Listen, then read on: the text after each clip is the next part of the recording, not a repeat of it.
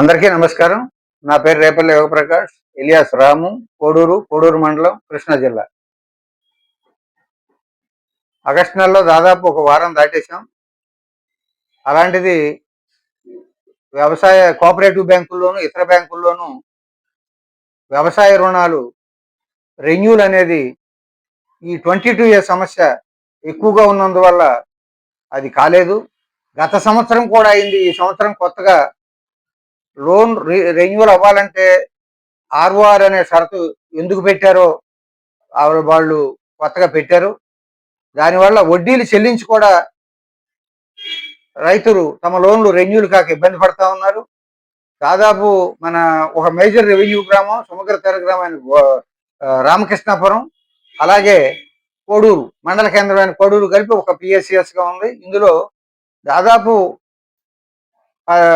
కోడూరు మండలంలో ఉన్న అనాధీనం భూముల్లో సగం రామకృష్ణాపురంలోనే ఉందంటే కనీసం 300 పైగా ఈ ఇబ్బంది పడే రైతులు ఉంటారు. అలాగే నెక్స్ట్ మందపాకల రెవెన్యూ గ్రామంలోను, అలాగే ఉల్లిపాలెం రెవెన్యూలోను గ్రామంలో కూడా అనాధీనం భూముల సమస్య ఉంది.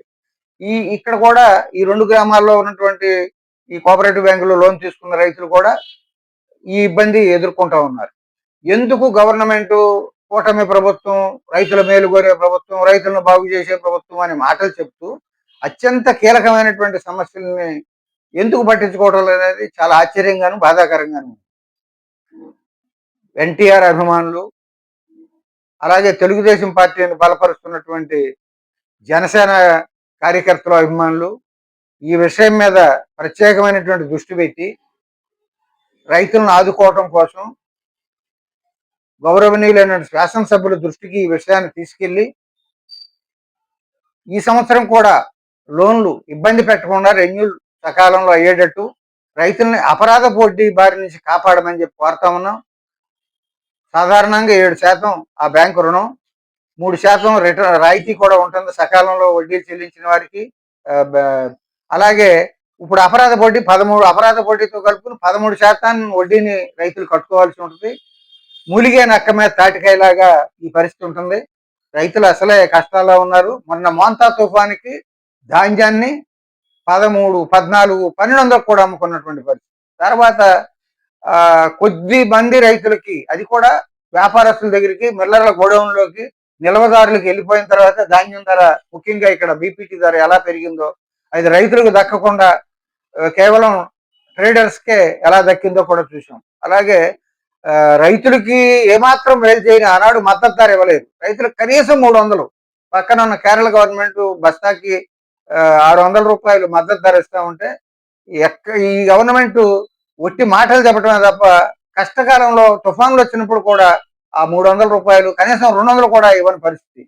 అటువంటి బిక్క చచ్చిపోయి దిక్కుతోచని స్థితిలో ఉన్న రైతుని ఈ అపరాధ వడ్డీల బారి నుంచి కాపాడటానికి గాను ఒకటి ఈ సంవత్సరం తక్షణం ఆ లోన్లన్నీ రెన్యూల్ అయ్యేటట్టుగా ఆంక్షలు సడలించడం, ఆ తర్వాత వెంటనే రైతుల పట్టా భూములను నిషేధ జాబితాలో నుంచి తొలగించడం, వ్యాపారస్తులకి ఏపీఐఐసి కేటాయించిన భూముల్లో నిషేధ జాబితాలో చేర్చబడిన భూములుంటే వాటిని 15 రోజుల్లో వాటిని తొలగించి వాళ్ళు బ్యాంకు లోన్లు తీసుకునేందుకు వీలుగా అవకాశాలు కల్పించమని ముఖ్యమంత్రి గారు డెడ్ లైన్ విధించారు భూపరిపాలనాధికారులు. రైతులకు ఎందుకు అలా చేయరు? కాబట్టి రైతుల పట్టా భూములను నిషేధం జాబితాలో నోటీసు ఇవ్వకుండా పెట్టడమే ఒక పెద్ద అక్రమం, నేరం. ఎన్టీఆర్ స్ఫూర్తికి విరుద్ధం. ఎన్టీఆర్ అధికారంలోకి వచ్చిన వెంటనే జమీందారు భూముల్ని రైతులకు పంచాడు, ఆయన భూమి లేని పేదలకి. చంద్రబాబు నాయుడు గారు రైతుల సొంత భూములు 3 తరాల నుంచి 4 తరాల నుంచి సాగు చేసుకుంటున్న భూముల్ని, అనేక రిజిస్ట్రేషన్ అయిన పొలాన్ని నిషేధ జాబితాలో పెట్టి బ్యాంకు అప్పు కూడా పుట్టకుండా చేశారు. వెంటనే ఇది ఆంక్షలు సడలించి లోన్ రెన్యూల్ అవ్వాలి సహకార బ్యాంకుల్లోవి. ఆ తర్వాత వెంటనే 22 నుంచి రిలీజ్ చేసి రైతుని బతకనివ్వమని చెప్పి కోరుతా ఉన్నాం.